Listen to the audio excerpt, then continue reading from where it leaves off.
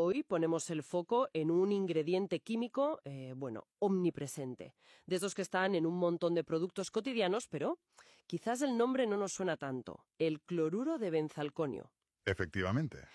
Para guiarnos, tenemos unos extractos de un texto que se llama Cloruro de benzalconio, la paradoja del irritante necesario. El título, ya nos dice que aquí hay miga. Sí, promete.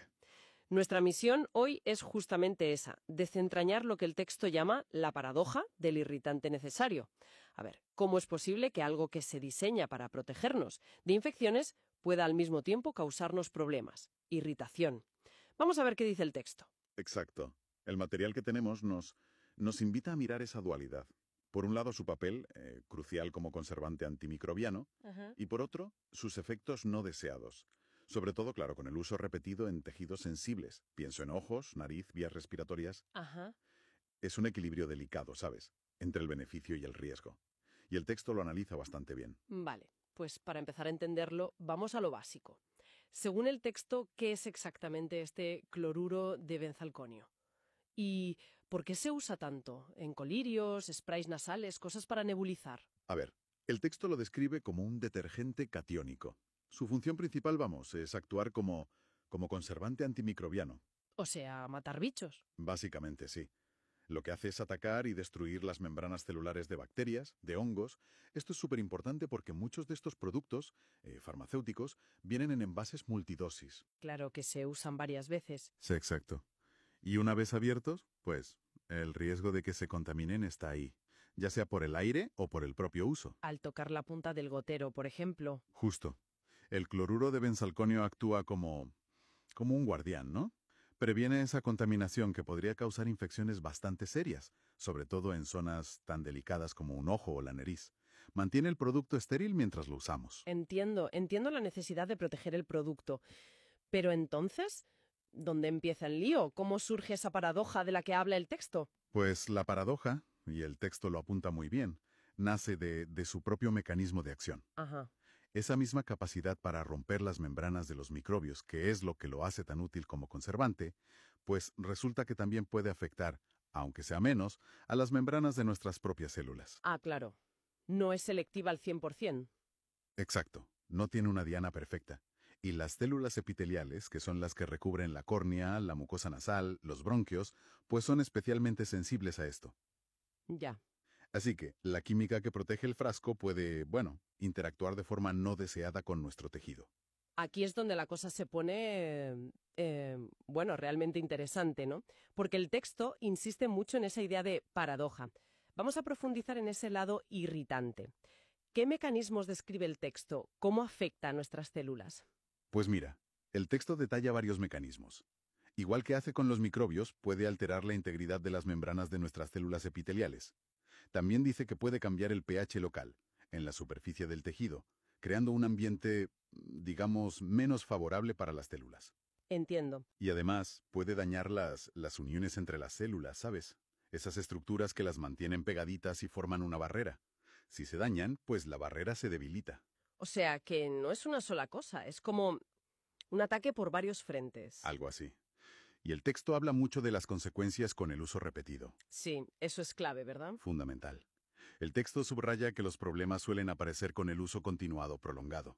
Describe un cuadro de inflamación crónica pero de bajo grado, ¿sabes? Un aumento de la sensibilidad del tejido, irritación que no se va, y un deterioro general de esa función barrera que decíamos.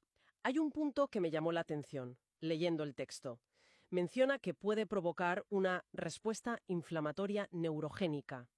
¿Eso qué es exactamente? Suena complejo. Es un detalle interesante, ¿sí? Significa que el cloruro de benzalconio puede estimular directamente las terminaciones nerviosas que tenemos en esos tejidos, en la córnea, en la mucosa nasal. Vaya. Y esa estimulación nerviosa puede hacer que se liberen sustancias que causan inflamación y síntomas. El típico escozor, ardor, picor, incluso antes de que haya un daño celular muy evidente. O sea que son los nervios quejándose directamente. Exacto, serían los propios nervios reaccionando. Eso explicaría por qué a veces notas la molestia casi al instante de ponerte las gotas o el spray. Y el texto aclara algo importante. Esto no suele ser una alergia típica, no. Efectivamente, el texto lo recalca. En la mayoría de los casos no es una reacción alérgica clásica, de esas con anticuerpos IgE, como la alergia al polen. es más bien un efecto tóxico directo sobre las células, y sobre todo un efecto acumulativo. Acumulativo. Sí, es la exposición repetida día tras día la que va minando la resistencia del tejido. Y ahí está la paradoja que describe el texto. El agente que protege el producto se convierte, irónicamente, en un agresor para el tejido que se supone que debe tratar o proteger. El texto es muy gráfico describiendo cómo se manifiesta esto en diferentes partes del cuerpo. Creo que sería útil repasar esos ejemplos concretos. Empezamos por los ojos, que es un uso muy frecuente en colirios multidosis. Claro, en los ojos el texto indica que la principal afectada es la superficie ocular, es decir, la córnea, que es la parte transparente, la conjuntiva, que es la membrana que recubre. Lo blanco del ojo y el interior del párpado. Eso es, y también la película lagrimal, que es esa capa líquida que baña y protege todo. ¿Y cómo hace daño ahí? ¿Qué dice el texto? Describe como un mecanismo doble. Por un lado, actúa como un detergente sobre la capa de grasa de la lágrima. Esa capita es esencial para que la lágrima no se evapore rápido y lubrique bien. Ajá. Si la disuelve, la lágrima es más inestable y el ojo se seca más. Y por otro lado, lesiona directamente las células epiteliales de córnea y conjuntiva. El texto incluso habla de que puede inducir apoptosis. Muerte celular programada. Exacto. En esas células de la superficie. ¿Y eso cómo se nota? ¿Qué síntomas da? Pues los síntomas que el texto asocia a esta toxicidad son, bueno, muy comunes. Y a menudo se confunden con el problema original, ¿sabes? Ardor, escozor persistente, esa sensación de tener arenilla o un cuerpo extraño, Sí, muy molesto. ojo rojo crónico, lagrimeo constante pero de lágrima de mala calidad, a veces visión borrosa que va y viene, y el texto insiste en que puede empeorar mucho un ojo seco que ya tuvieras. Claro. Y en casos de uso muy largo o en ojos muy delicados, pues puede llevar a cosas más serias. Queratopatías tóxicas, erosiones en la córnea. Es tremenda la ironía que subraya el texto. Alguien usa gotas para el ojo seco, buscando alivio, Claro, y sin saberlo, el conservante podría estar manteniendo o incluso empeorando su malestar. Es un círculo vicioso total. totalmente. Un ejemplo muy claro de la paradoja. Clarísimo el caso de los ojos. El texto también habla de la nariz, de los sprays nasales que a menudo llevan este conservante. ¿Qué cuenta de los efectos en la mucosa nasal? Pues en la nariz el objetivo es la mucosa nasal, y el texto pone el acento sobre todo en el daño al epitelio ciliado. ¿Las células con los pelillos? Eso es. Esas células que recubren por dentro la nariz tienen unos filamentos minúsculos, los cilios, que se mueven para limpiar el moco, para atrapar polvo, polen, microbios. Son como una escoba natural. Fundamental para la limpieza. Clave. Pues el cloruro de benzalconio, según el texto, daña estas células. Puede hacer que los cilios se muevan más lentos, o incluso destruirlos. Y claro, eso fastidia mucho el mecanismo de limpieza nasal. Lógico. Además, el texto dice que aumenta la permeabilidad de la mucosa. La hace menos fuerte, digamos, y facilita que otros irritantes o alérgenos entren más fácil. ¿Y qué síntomas provoca esto en la nariz? Pues mira, describe picor nasal, ardor por dentro, una congestión que no se quita, incluso aunque estés usando un spray descongestionante. También sequedad, formación de costras, estornudos, y puede llevar a lo que se llama rinitis irritativa o medicamentosa. Que no es alergia, sino por el químico. Exacto, por la irritación del propio conservante. Y aquí la contradicción que describe el texto también es llamativa. La persona nota que el spray ya no le hace efecto o necesita usarlo más a menudo. Claro, Y eso le lleva a usarlo más, lo que causa más irritación. Y vuelta a empezar. Otro círculo vicioso. otro más, sí. Muy típico en este contexto. Y el tercer escenario que detalla el texto es el de los pulmones, por la exposición en soluciones para nebulizar o en algunos inhaladores. ¿Qué efectos describe ahí en las vías respiratorias? En este caso, los tejidos afectados son los bronquios, los bronquiolos, la mucosa que recubre todo el árbol respiratorio, vamos. El texto lo identifica como un irritante directo de ese epitelio bronquial. Ajá. Dice que puede estimular las terminaciones nerviosas de las vías aéreas y eso, por reflejo, puede causar un broncoespasmo, o sea, que los bronquios se cierren de golpe y cueste respirar. Vaya. Este efecto es especialmente importante en gente con asma o con hiperreacción bronquial.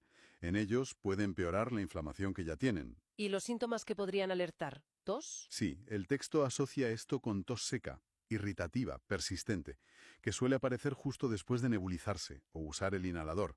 También puede notarse opresión en el pecho o un empeoramiento general del asma. Irritación de garganta también es común. Y de nuevo esa paradoja, un tratamiento inhalado que busca abrir los bronquios Exacto. podría, en algunas personas, o con uso continuado, estar contribuyendo a empeorar los síntomas respiratorios, o al menos a contrarrestar parte del beneficio del fármaco principal. Justo eso. Y si conectamos estos 3 ejemplos que nos da el texto, ojos, nariz, pulmones, pues emerge un patrón muy claro que el material subraya. ¿Cuál sería? Es la misma sustancia química, el cloruro de benzalconio, causando una irritación epitelial parecida en órganos distintos. Los síntomas cambian, lógicamente, según el tejido, pero el mecanismo de fondo, de toxicidad celular e irritación, es el mismo. Entiendo. Y comprender esto, como sugiere el texto, tiene implicaciones. Afecta a cómo percibimos si un tratamiento funciona o no, y así lo seguimos correctamente. A veces, el no mejorar o incluso empeorar no es por la enfermedad en sí, sino por la reacción a un componente inerte, como el conservante. Es una variable a tener en cuenta, sin duda. Por profesionales y por los propios usuarios, sí. El conio está en muchísimos productos de uso diario. ¿Podrías detallar qué tipo de productos menciona? Sí, el texto es bastante claro en esto para que veamos lo ubicuo que es.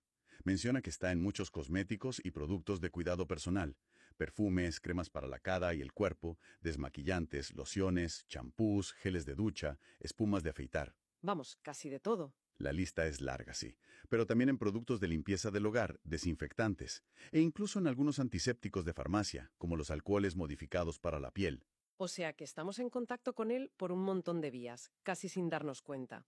Y esto lleva a un concepto que introduce el texto, la carga química acumulativa.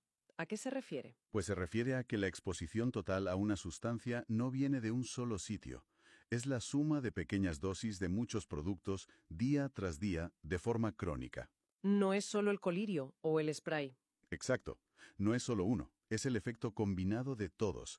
Y el texto sugiere que esta carga acumulativa podría ser más importante de lo que pensamos. ¿Y qué posibles consecuencias para la salud menciona el texto sobre esta exposición combinada, cotidiana?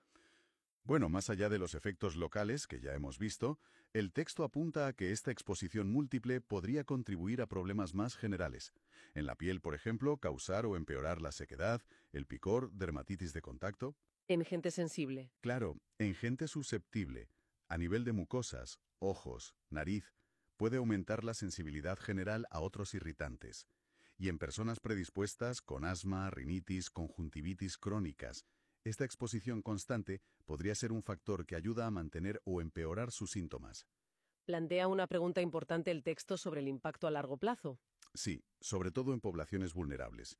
Menciona específicamente a las personas con sensibilidad química múltiple, la SQM. Que reaccionan a niveles muy bajos de químicos. Exacto. Para ellas, el texto subraya que la industria farmacéutica y cosmética debería buscar alternativas sin estos conservantes. La idea clave es que la exposición real es un cóctel diario. Evaluar el riesgo de un solo producto aislado, pues, igual no es suficiente. Afortunadamente, no todo son malas noticias. El texto deja claro que hay cada vez más conciencia sobre esto y que ya existen alternativas. ¿Qué opciones menciona para evitar o reducir la exposición, sobre todo en tratamientos médicos? Sí, el texto señala que la medicina moderna, sobre todo en oftalmología, alergología, reconoce cada vez más esta toxicidad potencial del cloruro de benzalconio, especialmente en tratamientos largos o en pacientes con mucosas ya dañadas, como en ojo seco severo, glaucoma, asma. ¿O la SQM que mencionabas? O la SQM, sí. Y claro, se están desarrollando y usando alternativas. ¿Cómo cuáles? Pues mira, el texto describe los formatos monodosis para colirios y algunas soluciones para nebulizar. ¿Los de usar y tirar? Esos. Al ser de un solo uso no necesitan conservantes. Otra opción son envases multidosis pero con sistemas de válvulas especiales. Menciona tecnologías como APF o COMOD. Que impiden que entre aire contaminado. Justo. Mantienen la esterilidad sin añadir conservantes como este. Y también, claro, hay ya muchas formulaciones de sprays nasales, inhaladores, nebulizadores, que se hacen directamente sin conservantes. Entonces, ¿cuáles serían las recomendaciones prácticas clave que da el texto para alguien que quiera ser más consciente? El texto es bastante claro. Primero, siempre que se pueda y haya alternativa, priorizar productos sin cloruro de benzalconio. sobre todo si el tratamiento es largo o si perteneces a un grupo de riesgo. Vale. Segundo, y esto es fundamental, leer las etiquetas. Buscar activamente si pone cloruro de benzalconio o su nombre en inglés, benzalconium chloride. Que también sale mucho. Sí, a veces abreviado como BAK. Ve acá. Y tercero, consultar. Hablar con el médico, con el farmacéutico. Preguntar directamente si hay opciones libres de BAK o sin conservantes para lo que necesitas. A menudo las hay, pero quizá no te las ofrecen si no preguntas. Buena recomendación. En resumen, el mensaje del texto es que hay que buscar un equilibrio informado. Poner en la balanza la necesidad de proteger el producto contra la de proteger nuestros propios tejidos a largo plazo. Y elegir lo mejor en cada caso. Haciendo balance de todo lo que hemos explorado con el texto, queda claro que el cloruro de benzalconio es, bueno, un compuesto con dos caras. Un aliado útil, a veces casi imprescindible, para luchar contra los microbios en productos multidosis. Sí, cumple una función. Pero, como hemos visto, su uso continuado puede tener un coste, irritando ojos, nariz, pulmones, piel. Es tal cual lo define el título del texto, la paradoja del irritante necesario. Reconocer esa dualidad que el texto expone tan bien es el primer paso y es fundamental. No se trata de demonizarlo, porque tiene su utilidad tecnológica, sino de entender sus límites y sus posibles efectos acumulativos. Claro. Este conocimiento que hemos sacado del texto nos permite, como usuarios, tomar decisiones más conscientes sobre los productos que usamos y pone sobre la mesa que la conversación sobre los excipientes, los conservantes, etc., en medicamentos y cosméticos es cada vez más importante para la salud.